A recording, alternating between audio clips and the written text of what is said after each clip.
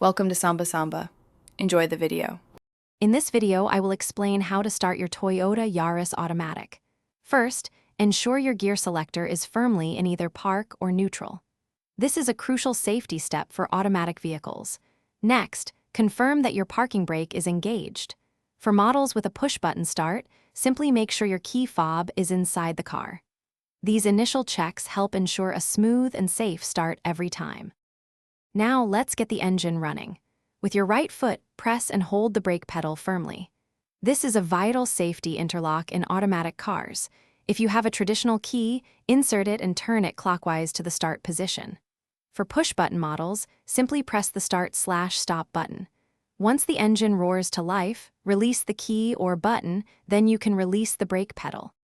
Sometimes, your Yaris might not start immediately.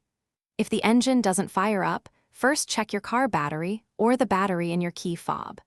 For traditional key ignitions, avoid holding the key in the start position for more than a few seconds after the engine catches, as this can damage the starter motor. In very cold conditions, letting the engine idle for 1 to 2 minutes can be beneficial before driving. Maintaining your Yaris's starting system is key to avoiding future issues.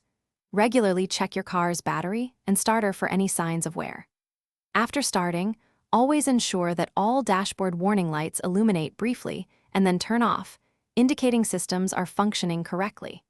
And speaking of keeping things fresh, check the description below for a link to Little Tree's Black Ice air fresheners and other great deals to keep your car smelling fantastic. Drive safely.